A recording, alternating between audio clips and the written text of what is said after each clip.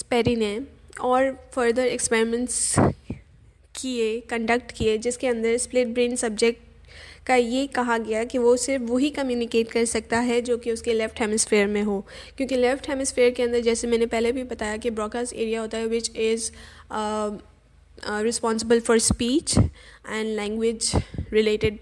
Things. जब individuals को दो वर्ड्स दिखाए गए स्क्रीन पे फ्लैश इस तरह से किए गए कि एक वर्ड जो है वो लेफ़्ट हेमिस्फेयर में जाए और दूसरा जो है वो राइट हेमिस्फेयर में जाए, तो इंडिविजुअल जो था वो वही वर्ड बोल रहा था जो उसके लेफ़्ट हेमिस्फेयर में जा रहा था। लाइक फॉर एग्जांपल अगर हार्ट जो है वो राइट हेमिस्फेयर के लिए फ्लैश किया गया है और बैंड जो है वो लेफ़्ट हेमिस्फेयर के लिए फ्लैश किया गया है, तो इंडिविजुअल जो था जब उससे पूछा जा रहा था कि आपने क्या देखा, तो वो यही कह रहा था कि उसने बैंड देखा।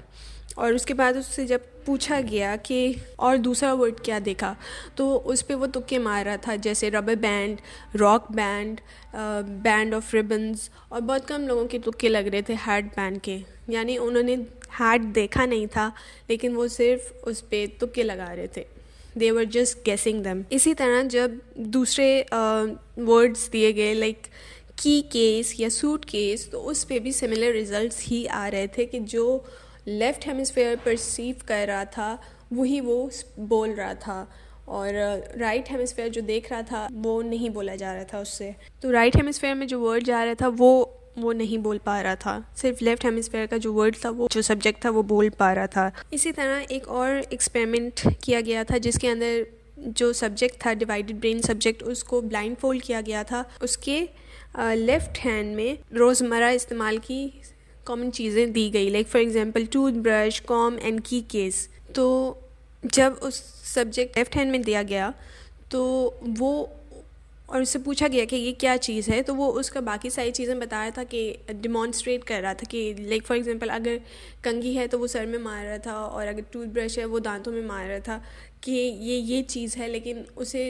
वो वर्ड बोल नहीं पा रहा था, उसको स्पीच में नहीं ला पा रहा था, क्योंकि वो जब लेफ़्ट हैंड में उसके दी गई थी तो वो ऑटोमेटिकली राइट साइड पे जा रहा था। तो उसे समझ तो आ रहा था कि अच्छा ये कंघी और टूथब्रश है, लेकिन वो उसको बोल नहीं पा रहा था, कि अपनी नॉलेज को